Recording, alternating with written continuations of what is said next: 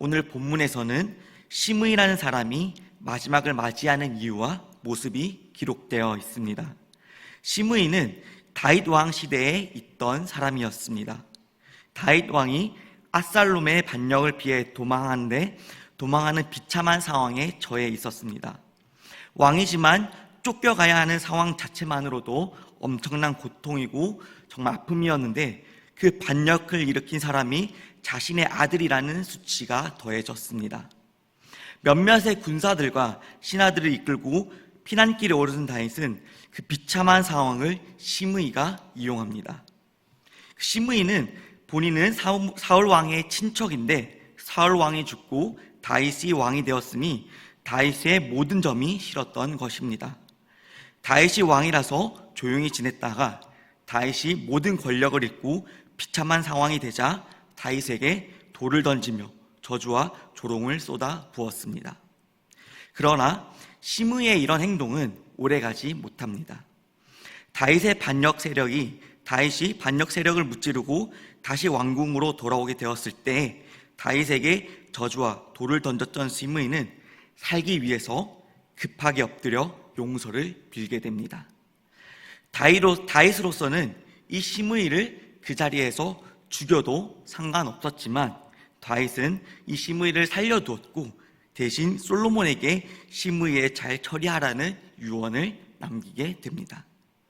이제 그 솔로몬이 왕이 되어서 자기 아버지의 다윗의 유언대로 시므이를 죽여도 되지만 솔로몬은 시므이를 죽이지 않습니다. 솔로몬은 시므이를 감옥에 가두거나 처형하는 대신 집 밖에 나오지 못하게 하는 형벌을 내리게 됩니다. 시므이도 가택연금 정도의 처벌로 마무리가 되자 정말 고마워하며 3년의 시간이 지날 때까지 시므이는 정말 조심하며 집 밖에 나가지 않았고 매일매일 조심하며 살았습니다. 그렇게 긴장과 두려움 속에 살던 시므이는 3년 동안 지켰던 그 가택연금을 어기게 됩니다. 자신의 부리던 그 종들 중에 2명이 옆 나라의 가드라는 곳으로 도망을 가게 됩니다. 그리고 이 시므이는 이들을 찾아오기 위해서 가택연금을 깨고 가드 지역까지 가게 되는 것입니다. 이 때문에 시므이는 그동안 살 수 있는 기회를 주었던 솔로몬도 결국 이 시므이를 처형하게 되는 것입니다. 왜 시므이는 이렇게 어리석은 행동과 선택을 하게 되었을까요? 자신이 집 밖에 나가면 무조건 죽으리라는 그 사실을 그 누구보다도 잘 인지하고 있었고 누구보다도 잘 알고 있었습니다. 물론 그 자신의 목숨을 걸고 지켜야 되고 찾아야 하는 경우도 있습니다. 하지만 이 시므이의 상황은 그렇지 않았다는 것입니다. 이 도망간 종 둘을 찾기 위해서 목숨을 걸었다는 것은 쉽게 이해가 되지 않습니다. 시므이가 목숨을 버리고 찾을 만큼 가치가 있었다고 보기에도 어렵습니다. 그 누구보다도 시대의 흐름에 민감하게 반응하는 이 시므이가, 정말 이 계산에 철저했던 시므이가 단지 그 도망간 종들이 아까워서 목숨을 걸었다고 하기에는 말이 되지 않는 부분이 너무나 많습니다. 시므이가 그렇게 행동하는 데에는 다른 이유가 있었습니다. 우리 36절의 말씀을 함께 다시 읽겠습니다. 왕이 사람을 보내어 시므이를 불러서 이르되 너는 예루살렘에서 너를 위하여 집을 짓고 거기서 살고 어디든지 나가지 말라. 아멘. 분명 솔로몬이 시므이에게 이렇게 말합니다. 너는 예루살렘에서 너를 위하여 집을 짓고 거기서 살고 어디든지 나가지 말라. 집 안에서만 행동해라고 명령을 합니다. 그래서 시므이는 지부에서 지내고 집을 떠나서 안 된다는 말입니다. 그리고 38절에 보시면 시므이도 그렇게 하겠다라고 인정하고 말하고 있습니다. 그럼에도 이 시므이가 큰 가치가 없는 종들 때문에 그 가드라는 지역까지 감으로써 죽임을 당한 이유는 그 왕의 명령을, 이 솔로몬 왕의 명령을 자신의 욕심대로, 자신의 생각대로, 자신의 마음대로 해석했기 때문입니다. 37절의 말씀을 함께 읽겠습니다. 너는 분명히 알라. 내가 나가서 기드론 시내를 건너는 날에는 반드시 죽임을 당하리니 내 피가 내 머리로 돌아가리라. 아멘. 솔로몬은 시므이에게 가택연금을 명령했습니다. 당장은 시므이를 죽이지 않겠지만 전에 지은 큰 죄 때문에 너가 이 집 밖에 나가면 죽임을 당한다는 처벌이었던 것입니다. 내가 나가서 기드론 시내를 건너는 날에는 반드시 죽임을 당하리니, 기드론 시내는 그 예루살렘 안에 있는 곳이었습니다. 그런데 이 시므이가 찾아간 이 가드라는 지역은 예루살렘에서 대략 50km에서 60km 정도 떨어져 있는 곳입니다. 우리가 있는 지역으로 설명한다면 이 보판교회에서 제주공항보다 조금 더 먼 거리 정도 되는 곳입니다.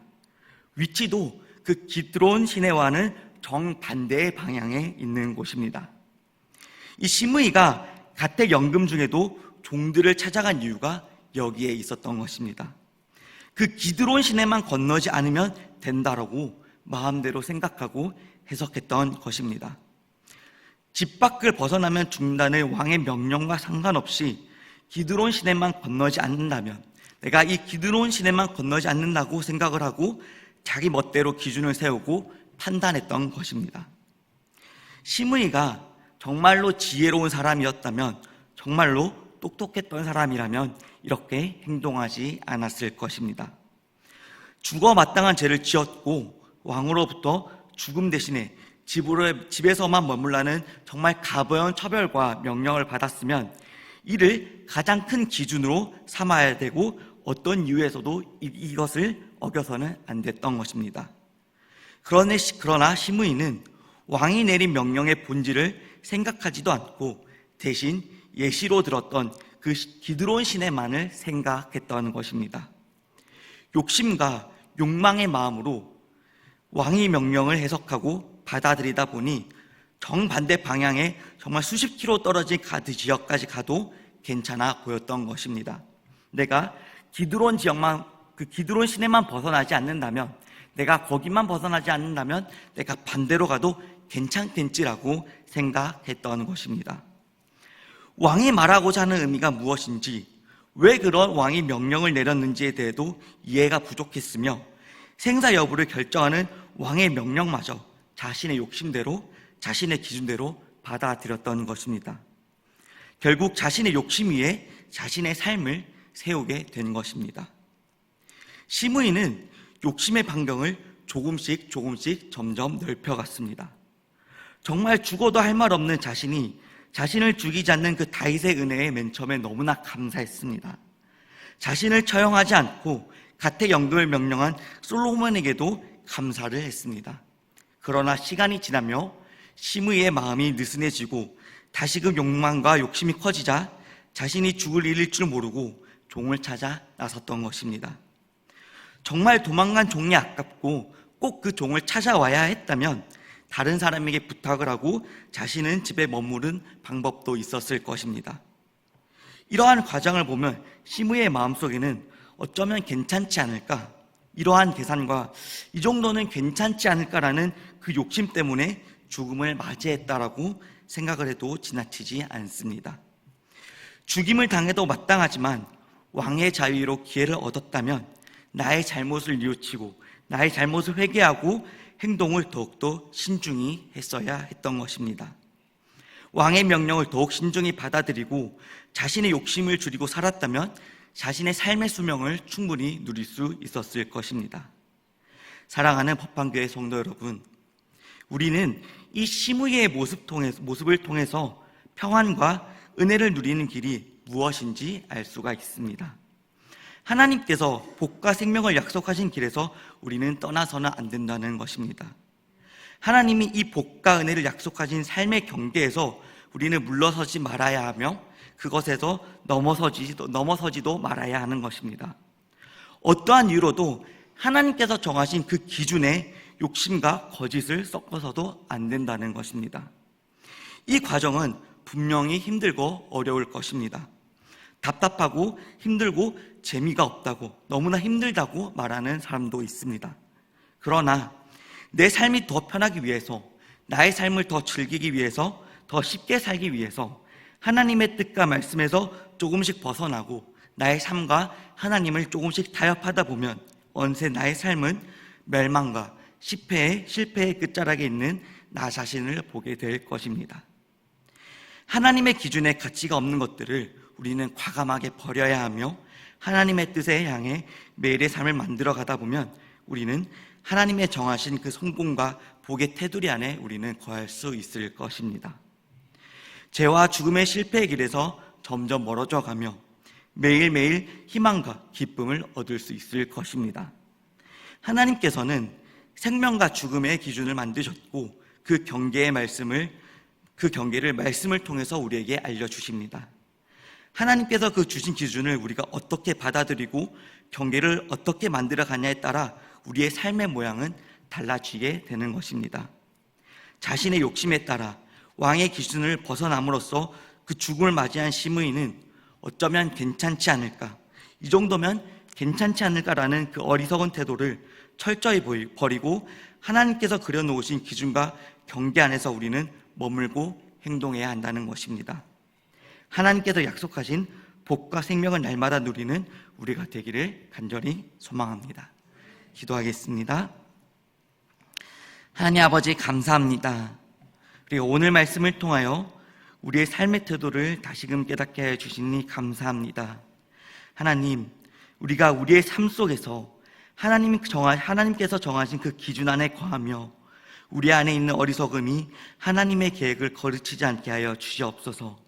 나의 삶에 무엇이 중요한지를 꼭 기억하며 나의 판단으로 넘어지지 않게 하여 주시옵소서. 하나님의 계획을 나의 판단으로, 나의 생각으로 하나님의 계획을 넘어서지 않게 하여 주시옵소서. 그리하여 온전히 하나님의 사랑 안에 거하게 하여 주시옵소서. 감사합니다. 예수 그리스도의 이름으로 기도합니다. 아멘.